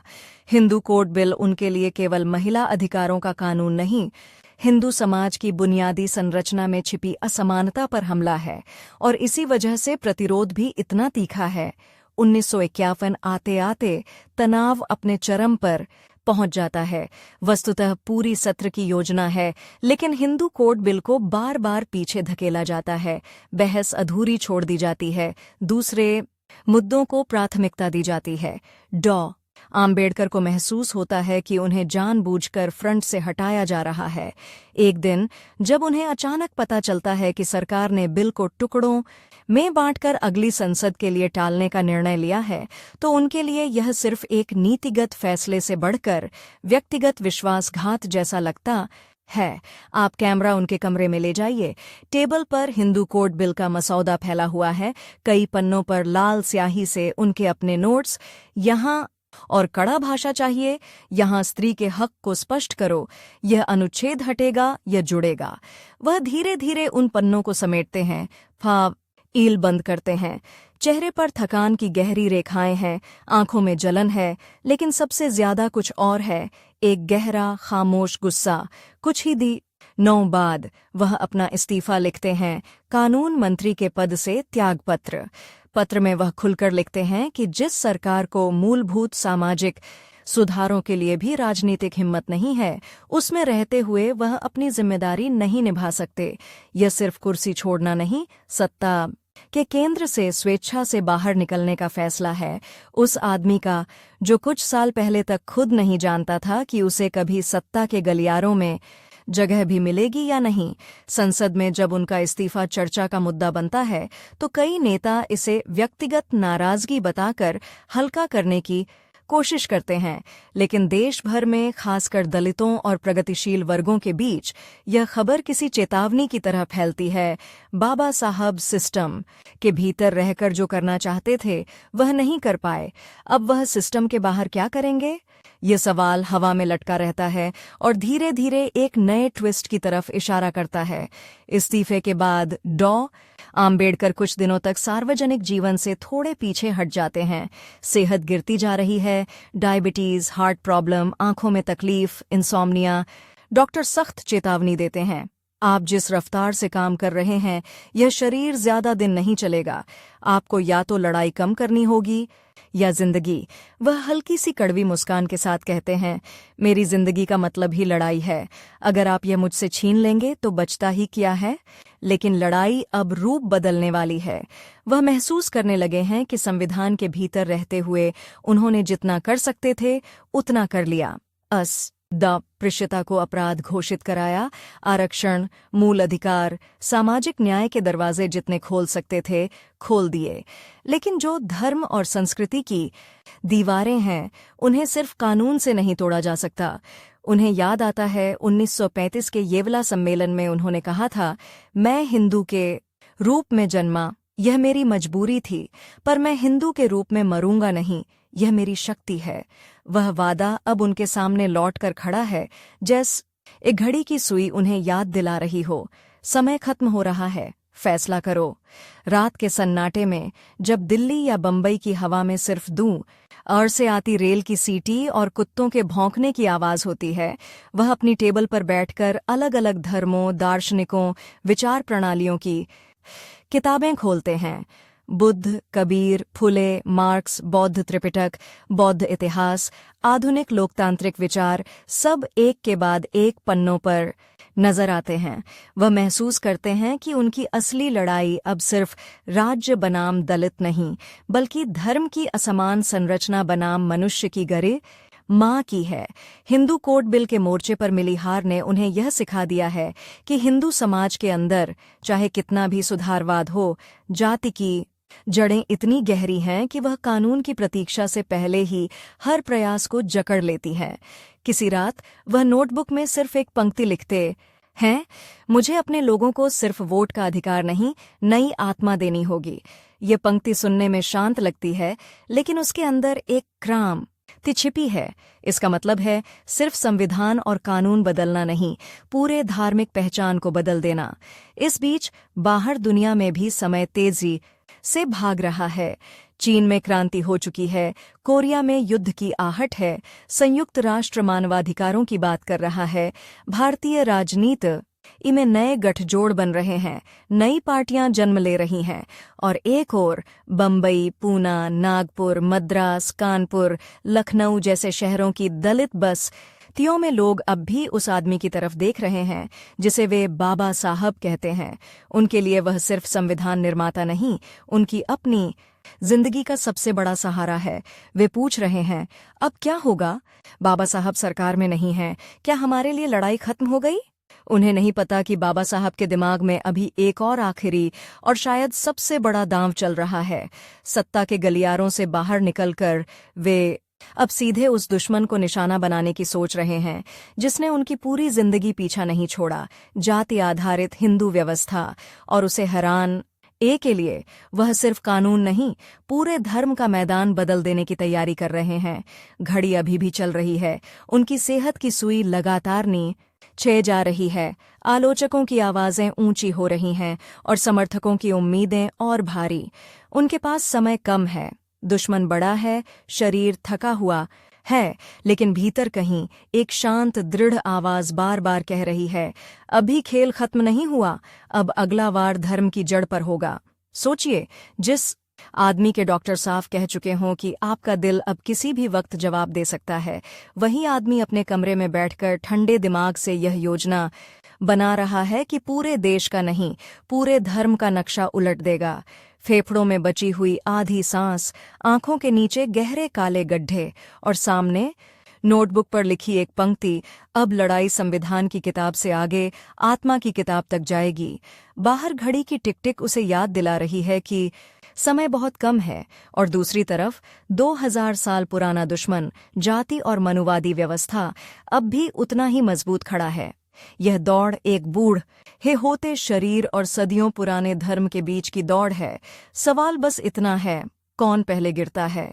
इस्तीफे के बाद जिस सन्नाटे ने उन्हें कुछ दिनों तक घेर रखा था, वह ज्यादा देर टिक नहीं पाता। लोग दरवाजा खटखटाने लगते हैं, कार्यकर्ता, छात्र, औरतें, गरीब मजदूर, गांवों से आए प्रतिनिधि, हर चेहरे पर एक ही सवाल, अलग अलग शब्दों में, बाबा साहब अब क्या करेंगे? वे थकी आंखों से सबको देखते हैं और भीतर कहीं फैसला कर चुके होते हैं। अब वे सत्ता की मेजों पर बैठकर नहीं, सीधे जनता के बीच खड़े होकर लड़ाई लड़ेंगे। वह शेड्यूल्ड कास्ट फेडरेशन को नई ऊर्जा से खड़ा करने लगते हैं। सभाएं, सम्मेलन, लेख, भाषण, वह अपनी राजनीतिक पार्टी को कांग्रेस के सामने एक सीधी चुनौती के रूप में पेश करते हैं। कांग्रेस, जो आजादी की लड़ाई की नायिका घोषित हो चुकी है, वही उनके लिए अब सबसे बड़ा राजनीतिक प्रतिद्वंद्वी है। हर चुनाव, हर संसद बहस में यह टकराव साफ दिखने लगता है। एक तरफ बहुमत की पार्टी की ठोस मजबूत मशीनरी, दूसरी तरफ अकेला आदमी, कमजोर शरीर पर लोहे का दिमाग और जुबान। 1952 के आम चुनाव आते हैं। यह आजाद भारत का पहला लोकतांत्रिक इम्तिहान है, और आम्बेडकर भी मैदान में उतरते हैं। बंबई से लोकसभा का चुनाव। कैमरा आपको चुनावी मैदान में ले जाता है। तंग गलियां, भीड़ भरी सभाएं, बिजली के खंभों पर टंगे पोस्टर, हाथ से लिखे नारे, हमारा नेता कैसा हो, बाबा साहब जैसा हो। जिन बस्तियों में वह जाते हैं, वहां औरतें अपने बच्चों को गोद में उठाकर सामने लाती हैं। देख बेटा, यही वो आदमी है जिसने तेरे लिए संविधान में नाम लिखा है। लेकिन दूसरी तरफ कांग्रेस की पूरी ताकत है, पैसा, संगठन, अखबार, प्रतिष्ठित चेहरे। वोटिंग के दिन लंबी कतारें लगती हैं। दलित बस्तियों में उत्साह है, लेकिन मध्यवर्गीय और ऊंची जाति के इलाकों में फुसफुसाहट। आम्बेडकर बहुत ज्यादा कट्टर है, देश को बांट देगा, बेहतर है कांग्रेस को वोट दो। नतीजा आता है, आम्बेडकर चुनाव हार जाते हैं। अखबारों की सुर्खियां हैं, संविधान निर्माता चुनाव हार गए, कांग्रेस की भारी जीत, आम्बेडकर की राजनीति का भविष्य संदिग्ध। कई लोग समझते हैं कि यह उनका अंत है, पर यह कहानी का ट्विस्ट है। जो आदमी संसद की कुर्सी खो देता है, उसी के लिखे संविधान पर बैठकर उसके विरोधी कानून बनाते हैं। वह हार कर भी एक अजीब सी ऊंचाई पर खड़े हैं, और खुद आम्बेडकर, वह रिजल्ट सुनकर कुछ देर चुप रहते हैं, फिर बहुत धीमी आवाज में कहते हैं, मैं हार गया, लेकिन मेरे विचार नहीं हारे। फिर रात को देर तक टेबल पर झुककर लिखते रहते हैं, नए लेख, नए भाषण, नए तर्क। 1954 में वह एक और चुनाव लड़ते हैं, इस बार उपचुनाव। फिर वही तस्वीर, छोटी सभाएं, कमजोर शरीर पर भारी भरकम जिम्मेदारियां, और सामने पूरी ताकत के साथ कांग्रेस। नतीजा, फिर हार। कोई और होता तो शायद टूट जाता, लेकिन वे भीतर ही भीतर समझ चुके हैं कि उनकी असली लड़ाई अब कुर्सियों की नहीं, चेतना की है। 1952 के बाद वह राज्यसभा में भेजे जाते ए हैं बंबई राज्य के प्रतिनिधि के रूप में। अब वह सरकार के हिस्से नहीं, पर संसद के भीतर एक आजाद आवाज है, जो जब बोलती है तो सिर्फ विपक्ष या सत्ता के खिलाफ नहीं, पूरे समाज के झूठे संतोष के खिलाफ बोलती है। दिल्ली की सर्द रातों में राज्यसभा की बहसों के बाद वह अपने छोटे से कमरे में लौटते हैं। टेबल पर दवाइयां हैं, डॉक्टर की पर्चियां हैं। चीनी कम कीजिए, काम का बोझ घटाइए, यात्रा कम कीजिए। लेकिन नोटबुक में जो लिखा है वह इन सब से ज्यादा ताकतवर है। बौद्ध धर्म की किताबों के उद्धरण, बुद्ध के उपदेश, सांख्यिक प्रोफेसर की तरह बनाए हुए नोट्स, 4 आर्य सत्य, अष्टांगिक मार्ग, प्रज्ञा, शील, करुणा। जिस आदमी का पूरा जीवन हिंदू धर्म की जाति व्यवस्था से जूझते बीता, वही अब किसी और रास्ते की तलाश में खामोशी से बौद्ध ग्रंथों की तरफ झुक रहा है। यह रास्ता अचानक नहीं खुला। 1935 के येवला के भाषण से वह बार बार याद आते हैं।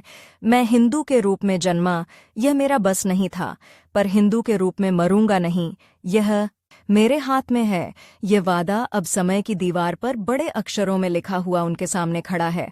सवाल यह है कि वह इस वादे को सिर्फ निजी मोक्ष बना दें या इसे सामूहिक विद्रोह में बदल दें। वह समझते हैं अगर वह अकेले धर्म बदलेंगे तो यह व्यक्तिगत निर्णय होगा, लेकिन अगर वह लाखों लोगों के साथ धर्म बदलेंगे तो यह इतिहास होगा और मनुवाद के खिलाफ खुला युद्ध। इसी बीच हिंदू समाज के ठेकेदार, शंकराचार्य, बड़े बड़े साधु संत और संस्कृति रक्षक संगठन भी सक्रिय हैं। कुछ निजी संदेश भेजते हैं, आम्बेडकर जी, आप नाराज हैं, लेकिन धर्म छोड़ न समाधान नहीं है, हम सुधार की बात कर सकते हैं। कोई कहता है जाति तो सामाजिक बीमारी है, धर्म में क्या दोष। यह सब सुनकर उन्हें वही पुरानी चाल नजर आती है, राजनीतिक समझौता, आधी अधूरी सुधार की बात और मूल संरचना को छूने से डर।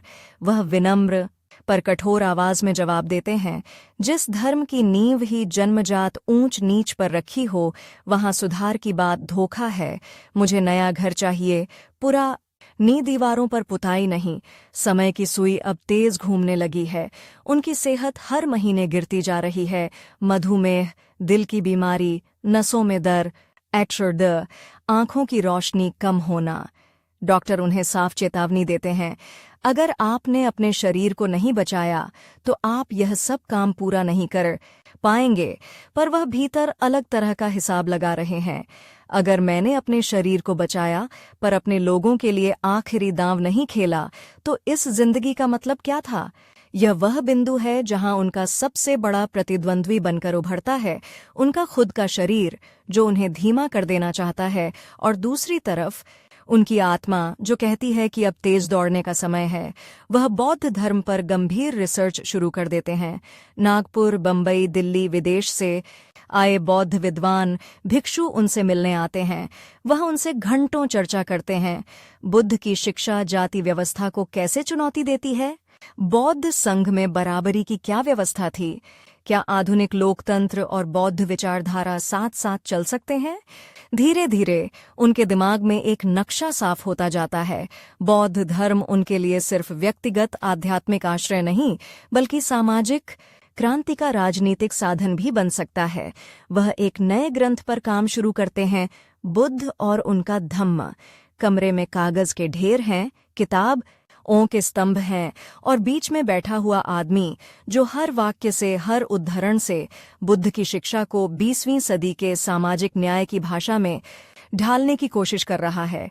वह चाहते हैं कि जब उनके लोग धर्म बदलें तो उन्हें सिर्फ नया नाम या धर्म नहीं, बल्कि एक नई विचारधारा, नई नैतिकता, नए आत्मसम्मान का ढांचा मिले। उन पन्नों पर लिखे हर शब्द के पीछे एक दौड़ती हुई घड़ी की टिक टिक है। जल्दी करो, समय खत्म हो रहा है। उधर हिंदू समाज की प्रतिक्रिया भी तीखी होती जा रही है। अखबारों में लेख, आम्बेडकर का धर्म परिवर्तन राष्ट्र को बांट देगा। धर्म परिवर्तन या राजनीतिक दबाव, क्या यह दलितों के लिए सही रास्ता है? पूजा पाठ, यज्ञ, धर्म सभा, हर जगह धर्म बचाने की बात हो रही है, लेकिन किसी मंच से जाति मिटाने की ईमानदार बात कम ही निकल रही है। आम्बेडकर को बार बार निमंत्रण मिलते हैं, आइए हम संवाद करते हैं, मत बदलिए। लेकिन मन में वह जानते हैं कि यह संवाद नहीं, टाइम पास है। और इस वक्त उनके पास टाइम नहीं है। 1956 का साल। डॉक्टर साफ कह चुके हैं, आपको ज्यादा से ज्यादा 6 महीने से साल भर का समय मानकर चलना चाहिए। ये वाक्य किसी फिल्म की तरह उनके कानों में घूमता रहता है। 6 महीने, 1 साल, क्या इतने कम समय में वह इतना बड़ा फैसला, इतना बड़ा आयोजन, इतना बड़ा संदेश दे पाएंगे? उनके समर्थक भी दुविधा में हैं। इतने बड़े पैमाने पर धर्म परिवर्तन क्या लोग समझ पाएंगे? क्या संगठन तैयार है? क्या विरोध का सामना कर पाएंगे? लेकिन आम्बेडकर को लगता है कि अब इंतजार की कोई गुंजाइश नहीं। अगर उन्होंने यह कदम अब नहीं उठाया तो शायद कभी नहीं उठा पाएंगे। नागपुर चुना जाता है इसलिए नहीं कि वह सिर्फ एक बड़ा शहर है, बल्कि इसलिए कि वहीं बुद्ध की दीक्षा, समता और संघर्ष की कई ऐतिहासिक स्मृतियां जुड़ी हैं। तिथि तय होती है 14 अक्टूबर 1956। यह तिथि सिर्फ कैलेंडर पर लिखा एक दिन नहीं, बल्कि 2000 साल पुराने एक चक्र को मोड़ देने की कोशिश है। तैयारी शुरू हो जाती है। जगह, मंच, भीड़ को संभालने की व्यवस्था, मीडिया, भाषण, दीक्षा के मंत्र, बौद्ध भिक्षुओं की मौजूदगी, और इन सब के बीच बंबई में अपने छोटे से घर में बैठा आदमी रात रात भर जाग कर दीक्षा के लिए 22 प्रतिज्ञाएं लिख रहा है। उन वाक्यों में वह हर उस बेड़ी को तोड़ देना चाहता है जो हिंदू धर्म ने दलितों के गले में डाली है। आप कैमरा नागपुर के दीक्षा भूमि मैदान में ले जाइए। 14 अक्टूबर की दोपहर। आसमान हल्का धूसर, हवा में धूल और उत्सुकता का मिला जुला रंग। लाखों की भीड़, कुछ के हाथ में नीले झंडे, कुछ के गले में भीमराव आम्बेडकर की तस्वीर, कुछ के माथे पर पसीने की बूंदें, लेकिन आंखों में एक अजीब चमक। दूर से गाड़ियों का काफिला आता दिखता है। आम्बेडकर व्हील चेयर पर, सफेद जख कुर्ता पायजामा, ऊपर कोट, चेहरे पर गहरी थकान, पर आंखों में कुछ और, राहत, मानो उन्होंने भीतर ही भीतर कह दिया हो, मैं समय के खिलाफ दौड़ में फिनिश लाइन तक पहुंच गया। अब जो होगा मैदान में लोग देखेंगे। मंच पर वे पहले हिंदू धर्म का त्याग करते हैं। बुद्ध भिक्षु उन पर त्रिशरण और पंचशील का पाठ करते हैं। वह बौद्ध धर्म स्वीकार करते हैं। बुद्धम शरणम गच्छामि, धम्मम शरणम गच्छामि, संघम शरणम गच्छामि। उनके साथ उनकी पत्नी और फिर लाखों लोग एक स्वर में वही वाक्य दोहराते हैं। सोचिए, जिस धर्म ने इन लोगों को अछूत कहा, नीच कहा, पानी के लायक नहीं कहा, उसी धर्म को आज ये लोग खुलेआम मंच पर छोड़ रहे हैं। और यह कोई साधारण धार्मिक का रस्म नहीं, यह एक सामूहिक विद्रोह है, एक सार्वजनिक घोषणा। हम अब तुम्हारे नियमों से नहीं, अपने नियमों से जिएंगे। फिर वह माइक्रोफ ऑन के सामने बैठते हैं और 22 प्रतिज्ञाएं पढ़ते हैं। मैं ब्रह्मा, विष्णु, महेश को नहीं मानूंगा। मैं राम और कृष्ण को ईश्वर नहीं मानूंगा। मैं मनुस्मृति, पुराणों और शास्त्रों को नहीं मानूंगा। मैं कोई भी ऐसी प्रथा नहीं मानूंगा जो मनुष्य को नीचा दिखाती हो। हर वाह क्या किसी धार्मिक किताब पर नहीं, सदियों से मजबूत मानी जाने वाली मानसिकता पर चोट कर रहा है। भीड़ चुप है। फिर हर प्रतिज्ञा के बाद आवाज, हों का सैलाब उठता है। हाँ, हम मानते हैं। ये दृश्य इतना शॉकिंग है कि दुनिया भर के अखबार की हेडलाइन बनता है, एक पूर्व कानून मंत्री का सामूहिक धर्म परिवर्तन, भारत में बौद्ध धर्म का पुनर्जागरण, जाति के खिलाफ धर्म के स्तर पर विद्रोह। हिंदू संगठनों में बौखल आहट है। कोई इसे राष्ट्रीय एकता के खिलाफ कदम कहता है, कोई इसे पश्चिमी सोच का प्रभाव, कोई राजनीतिक ड्रामा। लेकिन नागपुर के मैदान में बैठे लाखों लोगों के लिए यह किसी ड्रामे से ज्यादा जिंदगी का मोड़ है। आम्बेडकर मंच से उतरते हैं। उनके चेहरे पर थकान की जगह हल्की सी मुस्कान आ जाती है। किसी ने उनसे पूछ लिया, बाबा साहब, अब आप क्या महसूस कर रहे हैं? वह धीमी आवाज में कहते हैं, आज मैं अंदर से हल्का महसूस कर रहा हूं, जैसे सदियों का बोझ उतर गया हो, लेकिन शरीर अब भी भारी है। मारी अब भी जस की तस है, घड़ी अब भी टिक टिक कर रही है। फर्क बस इतना है कि अब वह अकेले नहीं, लाखों लोगों के साथ उस घड़ी का सामना कर रहे हैं। नागपुर से लौटकर वह बंबई के अपने घर पर फिर से अपने सबसे पसंदीदा और सबसे कठिन काम में लग जाते हैं, लिखना। वह बुद्ध और उनका अधम्मा के आखिरी हिस्सों पर काम करते हैं, कुछ राजनीतिक लेख पूरा करते हैं, राज्य पुनर्गठन पर अपने विचार लिखते हैं और जहां तहां भाषणों के लिए नोट्स तैयार करते हैं। उनका दिन अब 2 हिस्सों में बढ़ चुका है, आधा हिस्सा दवाइयों, इंजेक्शन, डॉक्टरों के लिए, आधा हिस्सा किताबों, नोट्स और लेखनी के लिए। डॉक्टर फिर कहते हैं, आराम कीजिए। वह मुस्कुराकर जवाब देते हैं, मैं तो आराम अपने लोगों को देना चाहता था, अब अपना शरीर आराम करे या नहीं, इससे क्या फर्क पड़ता है। द सन आर्ट दिसंबर 1956 की शुरुआती रातें। बंबई की हवा में हल्की ठंडक, समुद्र की नमी और शहर की थकी हुई आवाजें। 5 दिसंबर की रात देर तक वह एक कमरे में काम करते रहते हैं। मेज पर खुली पांडुलिपि, चश्मा, पानी का गिलास और बगल में रखी दवाइयां। रात गहराती है, घर के बाकी लोग सो जाते हैं और वह आखिरी पंक्तियां लिखकर शायद सोचते हैं, कल इसे दोबारा पढ़ूंगा। लेकिन कल उनके लिए आता ही नहीं। 6 दिसंबर की सुबह लॉन्ग दरवाजा खटखटाया जाता है, कोई जवाब नहीं। फिर दरवाजा खोला जाता है। डॉ भीमराव रामजी आम्बेडकर अपने बिस्तर पर जैसे गहरी नींद में हों, लेकिन अब उनकी सांसें नहीं चल रहीं। जिस आदमी ने जीवन भर समता की बात की, मौत ने उससे भी समान व्यवहार किया, बिना जाति पूछे, बिना पद देखे, बिना किताबों के ढेर का सम्मान किए। वह चुपचाप उन्हें अपने साथ ले गई। खबर आग की तरह फैलती है।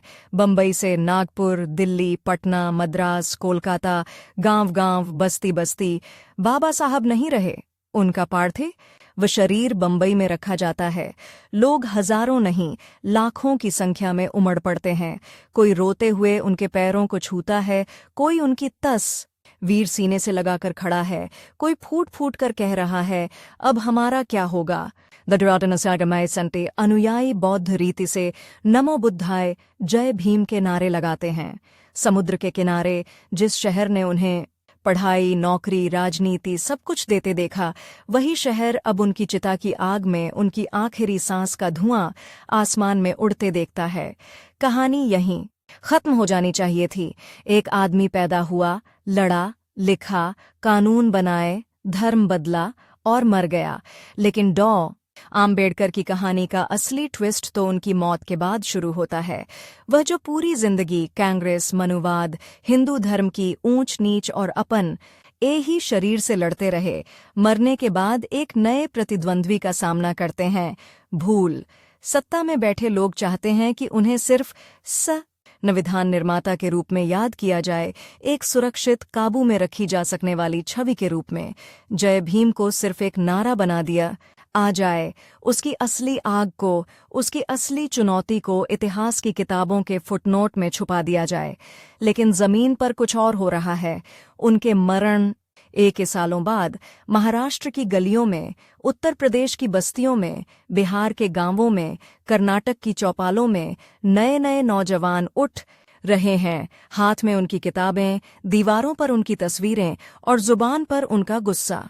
कोई दलित पैंथर्स के नाम से संगठन बनाता है, कोई नई पार्टियां खड़ी करता है, कोई विश्वविद्यालयों से उठकर सड़कों पर आता है। दलित राजनीति, जो कभी सिर्फ याचना में सिमटी हुई थी, अब चुनौती की भाषा में बात करने लगती है। आरक्षण सिर्फ सरकारी नीति नहीं, संघर्ष का हथियार बनता है। कांग्रेस, जिसने कभी उन्हें चुनाव में हराया था, अब उनके नाम से वोट मांगने लगती है। वही सिस्टम जो कभी उनसे डरता था, अब उनकी तस्वीर अपने दफ्तरों में लगाने पर मजबूर होता है। डॉ बाबा साहब आम्बेडकर के जन्मदिन पर सरकारी कार्यक्रम, सड़कें, योजनाएं, पार्क, विश्वविद्यालय, हर जगह उनका नाम, उनकी मूर्तियां पूरे भारत में नीली पेंट की जाती है। गांव के चौराहों पर, अदालतों के गेट के बाहर, बस स्टैंड के पास, स्कूलों के सामने, हाथ में संविधान, आंखें दूर देखने वाली, जैसे वह अब भी कह रहे हों, यह लड़ाई खत्म नहीं हुई, बस रूप बदला है। लेकिन यह सम्मान जितना मीठा दिखता है, उसमें उतन यही कड़वाहट का बीज भी छुपा है। कई जगह उनकी मूर्तियां तोड़ी जाती हैं, अपमानित की जाती हैं। उनके नाम पर बने हॉस्टल के बाहर आज भी जात इवादी गालियां दी जाती हैं। दलितों पर अत्याचार की खबरें आज भी अखबारों में आती हैं। कहीं खेत में घुसने पर मारपीट, कहीं मंदिर में प्रवेश पर विरोध, कहीं अंतरजातीय शादी पर हत्या। मानो समय किसी गोल चक्कर में घूम रहा हो। जिस समाज के लिए उन्होंने अपना जिगर तोड़ दिया, वह समाज अभी भी रास्ता तलाश रहा है। फिर भी कुछ बदल चुका है। जिस दलित बच्चे को स्कूल में सामने की पंक्ति में बैठने नहीं दिया जाता था, अब वही बच्चा किसी विश्वविद्यालय में प्रोफेसर है, किसी कोर्ट में जज है, किसी सरकारी दफ्तर में अधिकारी है। उसके कमरे की दीवार पर टंग ये तस्वीर, नीला कोट पहने एक आदमी, हाथ में किताब, चेहरा गंभीर और नीचे लिखा जय भीम। यह तस्वीर सिर्फ सम्मान नहीं, सुरक्षा कवच है। अगर मुझ पर कोई जाति के नाम पर हाथ उठाएगा तो मेरे पीछे बाबा साहब का नाम खड़ा है। आप अगर आज भारत की किसी भी सड़क पर निकलें तो शायद आपको हर कोने पर उनकी कहानी का कोई टुकड़ा मिल जाएगा। कहीं दीवार पर लिखा है एजुकेट, एजिटेट, ऑर्गेनाइज, उनका दिया हुआ नारा। कहीं किसी मजदूर के कमरे में उनकी तस्वीर के नीचे मोटे अक्षरों में लिखा है हम तो उस राह के मुसाफिर हैं जो बराबरी की तरफ जाती है। कहीं किसी लड़की के हाथ में उनकी किताब जाति का विनाश है, जो रात में टॉर्च की रोशनी में पढ़ते पढ़ते समझ रही है कि उसकी जिंदगी सिर्फ रसोई और चारदीवारी तक सीमित नहीं, वह भी इस देश की बराबर नागरिक है। और कहीं किसी शांत कमरे में कोई नौजवान अकेले बैठकर यह बात सोच रहा है कि जिस आदमी के पास समय इतना कम था, जिसने अपनी हर सांस को किसी न किसी लड़ाई में झोंक दिया, उसने अपने पीछे इतना बड़ा नक्शा दौड़ दिया है कि आने वाली पीढ़ियां उस पर चलते हुए भी थक जाएंगी। घड़ी की वह सुई जो कभी आम्बेडकर के कमरे की दीवार पर टिक टिक करती थी, आज शायद हर उस घर की दीवार पर टंगी है जहां उनकी तस्वीर है। हर टिक टिक मानो कह रही है तुम्हारे पास भी समय कम है, दुश्मन अब भी 2000 साल पुराना है। अब देखना है अगला वार कौन करता है, तुम या तुम्हारे खिलाफ खड़ी व्यवस्था। भीमराव रामजी आम्बेडकर इस दुनिया से 6 दिसंबर 1956 को चले गए, लेकिन जिस लड़के को कभी स्कूल में पानी नहीं पीने दिया गया था, उसका ये आवाज आज भी लाखों गलों से निकलती है, जय भीम। जिस आदमी को बचपन में कहा गया था कि तुम किसी के बराबर नहीं हो, वही आज संविधान की किताब से लेकर गली के चौराहे तक हर जगह खड़ा होकर आने वाली पीढ़ियों से पूछ रहा है, अब तुम बताओ, तुम किसके बराबर बनना चाहते हो और उसके लिए कितनी कीमत चुकाने को तैयार हो।